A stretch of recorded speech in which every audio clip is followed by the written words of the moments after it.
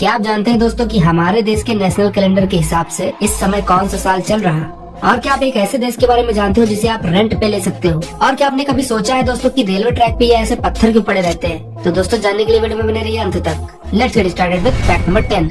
दोस्तों जो आप स्क्रीन पे क्रिएचर देख रहे हैं ये है कैंगरू माउस। अब कैंगरू सुन के आप ये ना सोचना कि ये ऑस्ट्रेलिया में रहता है, बल्कि ये नवाडा डेजर्ट में रहता है। और इस कैंगरू से दिखने वाले रेगिस्तानी चूहे की खास बात यह है दोस्तों कि इसे कभी भी पानी पीने की जरूरत नहीं पड़ती, क्योंकि ये कैंगरू माउस अपने हाइड्रेशन यानी जो भी पानी की रिक्वायरमेंट होती है वो सीड्स को खा के पूरा करता है। And my dear friends, this means कि ये कैंगरू माउस कभी भी पानी नहीं पीता। तो दोस्तों आपको ये प्यारा सा क्रिएचर कैसा लगा कमेंट करके जरूर बताइए।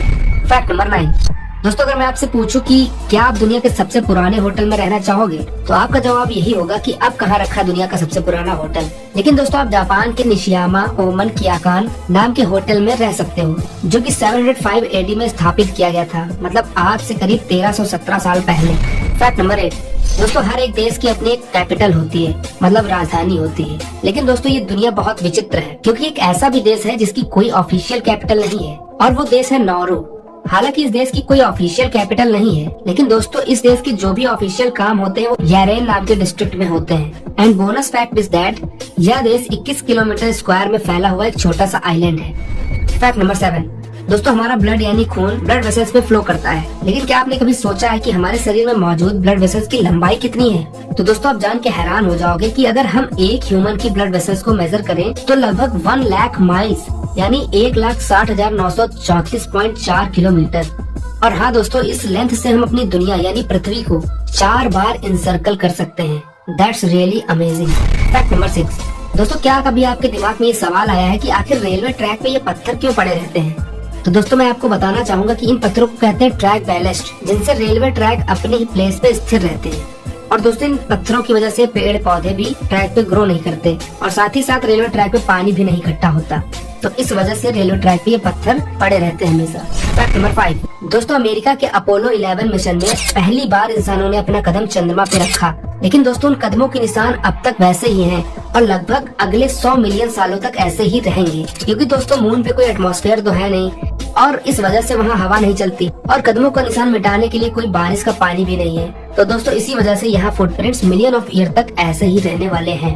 Fact number 4। दोस्तों जब हम पेंसिल से लिखी हुई राइटिंग या ड्राइंग को इरेज करते हैं तो हमें पता नहीं चलता कि इरेजर के पीछे क्या इरेज हो रहा है। लेकिन दोस्तों जापान की एक स्टेशनरी कंपनी ने एक ऐसी ट्रांसपेरेंट इरेजर बनाई है जिससे पता चलता रहेगा कि आखिर आप इरेज क्या कर रहे हो। दोस्तों क्या आप इस इरेजर को यूज करना चाहोगे? Fact number 3। दोस्तों क्या आप एक ऐसे बीच के बारे में जानते हैं जहाँ की सैंड पूरी तरह से ब्लैक हो? दोस्तों ये बीच है द ब्लैक सैंड बीच। दोस्तों ब्लैक सैंड बीच आइसलैंड में है, जहाँ पे बहुत से एक्टिव वॉल्केनोज हैं, और जब वॉल्केनोज से लावा निकलता है तो वो ठंडा होकर टूट जाता है, और इस तरह से निर्माण होता है ब्लैक सैंड बीच का।